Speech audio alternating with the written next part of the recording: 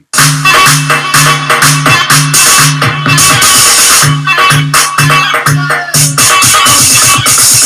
lâche rien, on lâche rien, on lâche rien, on lâche rien, on lâche rien, on lâche rien, on lâche rien, on lâche rien, on lâche rien, on lâche rien, on lâche rien,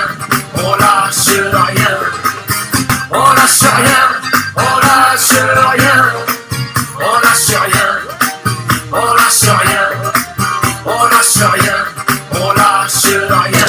Palestiniens, sauf, avec le peuple palestinien, sauf, solidarité avec le peuple palestinien, solidarité avec le peuple palestinien, sauf, solidarité avec le peuple palestinien, sauf, solidarité avec le peuple palestinien.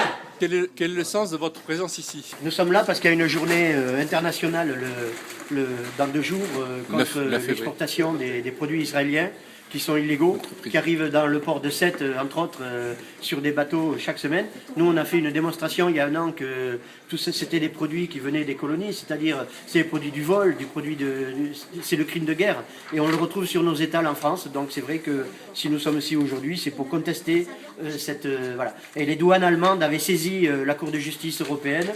Eh ben, nous, ce que nous voulons, c'est que les douanes françaises ne prennent pas taxent les produits, mais également les interdisent sur notre territoire français.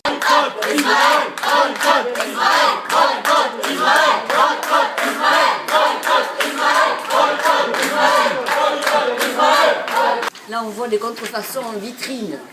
Est-ce que c'est plus grave de contrefaire une chemise Lacoste ou de faire entrer le produit du crime de guerre, sans exercer aucun contrôle? Douane française, arrêtez Béatrice, arrêtez les fruits du crime. Douane française, arrêtez Béatrice. Douane française, arrêtez les fruits du crime. Douane française, Arrêtez les fruits du crime. Béatrice, casse-toi, ton commerce est hors la loi. Béatrice. Est-ce qu'il y a un représentant officiel parmi vous qui pourrait être reçu par M. Var et moi? À partir du moment où vous dégagez le hall.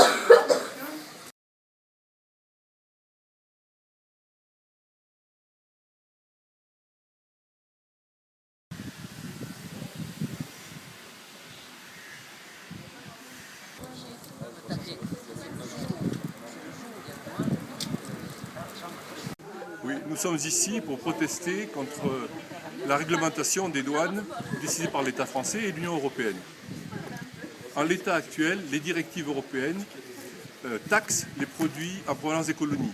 Normalement, Israël n'a pas le droit d'exporter les produits des colonies sous le label Made in Israel. C'est une fraude.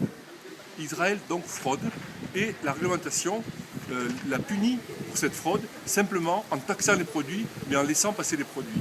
Or, la réglementation internationale, le droit international, nous dit que les produits issus de l'exploitation des colonies sont des produits du crime, sont des crimes de guerre. Israël n'a pas le droit d'exploiter économiquement les colonies comme elle le fait. Israël n'a pas le droit d'exporter en plus les produits colonies et les faire passer pour des produits israéliens. C'est une double faute. Il y a fraude et crime de guerre. Et ce sur quoi on veut attirer l'attention, c'est sur le fait que les produits des colonies ne sont pas simplement condamnables parce qu'ils sont l'objet de fraude et qu'Israël fraude en exportant ces produits de colonies sous un label Made in Israel, mais avant tout et surtout parce que ces produits sont des produits du crime, sont des produits issus de l'exploitation économique des colonies. Et ça, c'est strictement pénalisé. Et on demande donc la réglementation internationale bloque ces produits. C'est-à-dire que quand il y a du trafic de drogue, on arrête la drogue, on pénalise les trafiquants de drogue, on met une taxe et on les fait payer et on les condamne à la prison, mais on confisque la drogue. Or, là, les produits sont taxés, mais ne sont pas confisqués. Et donc, c'est un crime qui est tout à fait acheté. C'est-à-dire qu'on peut, un violeur, il paye une taxe et puis c'est bon, il est tranquille. Non, un violeur doit être condamné, doit être puni, doit être sanctionné. Et le viol est interdit. Voilà. Et bien là, c'est pareil, les produits des colonies doivent être bloqués et interdits de circulation. Et c'est le sens de la campagne palestinienne à partir du 9 février. C'est la campagne qui est lancée au niveau international, une campagne contre le commerce avec les entreprises de l'agroalimentaire israélien. Et cette campagne-là, elle vise à faire cesser tout commerce avec les produits, avec les entreprises israéliennes. Voilà. La jeunesse.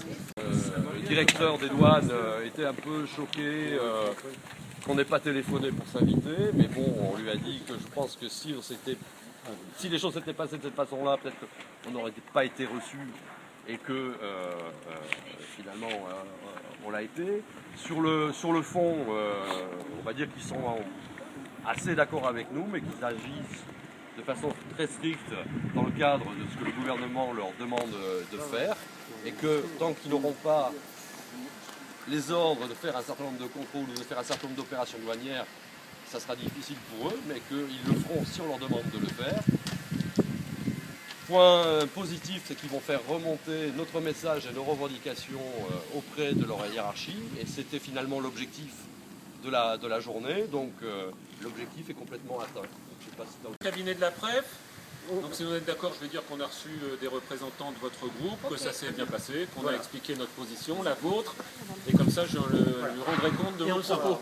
Super, ça va. Très bien. Bonne journée. À la prochaine. Il y a des pays qui font... à vos représentants, La porte est ouverte. nous aurions accueilli sans aucun problème si vous aviez demandé rendez-vous. Boycott Israël! Boycott Israël! Doucement. Boycott Israël!